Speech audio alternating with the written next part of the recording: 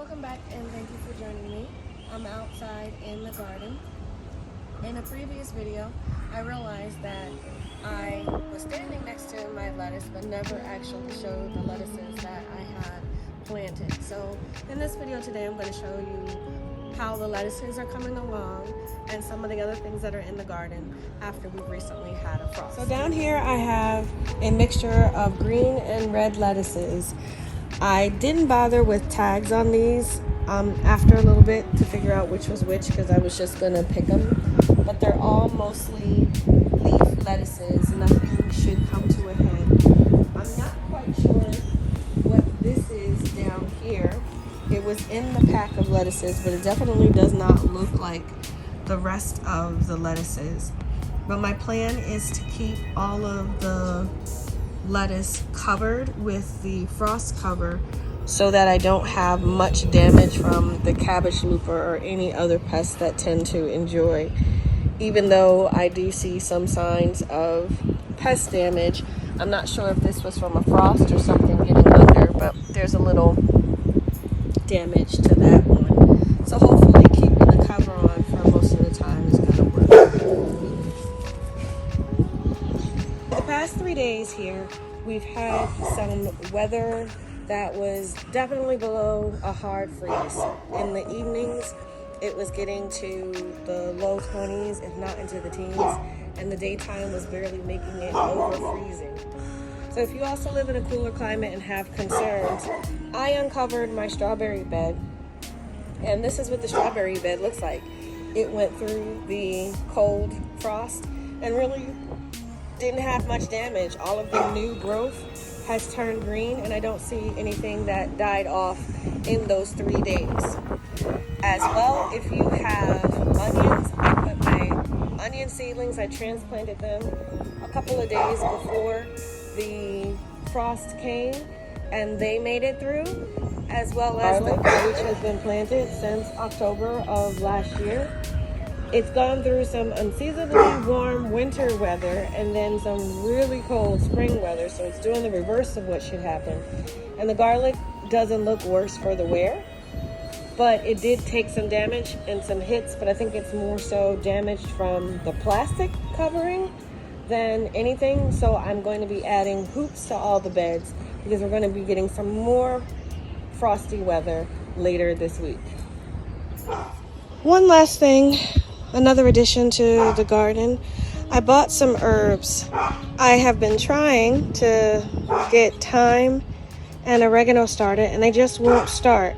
And then it completely slipped my mind to plant some sage. So I bought some varieties. I bought a purple sage, pineapple sage, regular garden sage, 2 varieties of garden sage. These 2 varieties of garden sage here.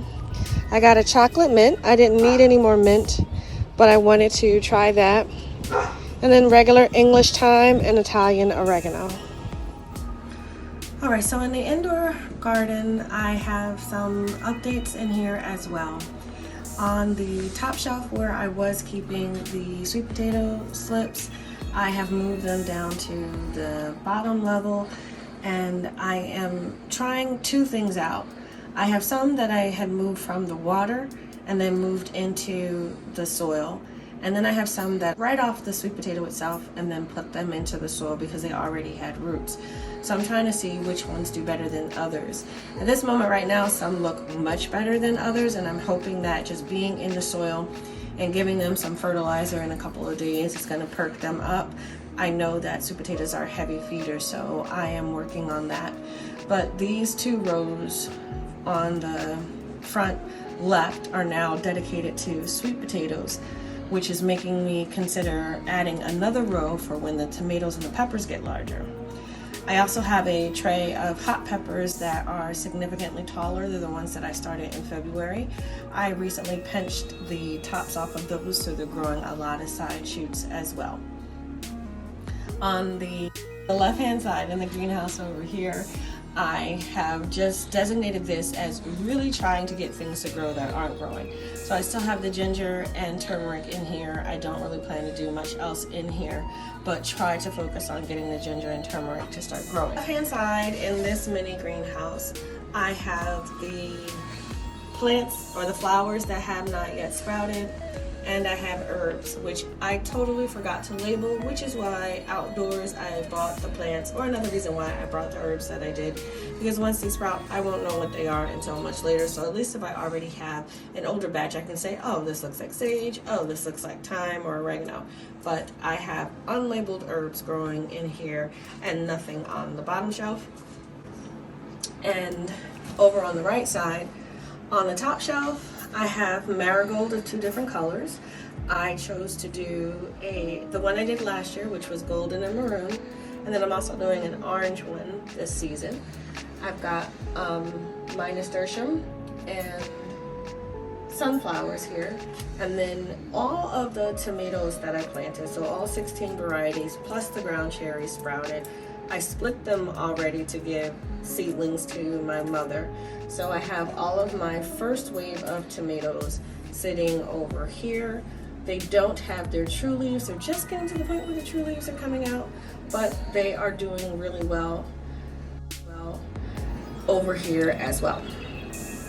On this shelf here, I still have my peppers, and I was very concerned about the bell peppers for a period of time because the leaves were just growing up. They weren't coming out and the other leaves coming out, but it looks like they are now moving forward. So they're on the lower level. And over here are the pineapple and the corn plant. I've added a layer of mulching to the pineapples just to help them out a little bit. I'm starting to have a problem with fungus gnats, and I don't know which plants may have caused it.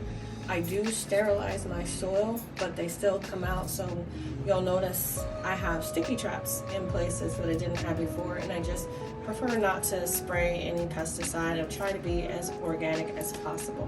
Back here, my pepper plants have also gotten topped off with mulch, and they've been pared down to just that survived from the winter, plus 4 pineapple plants over here and the aloe.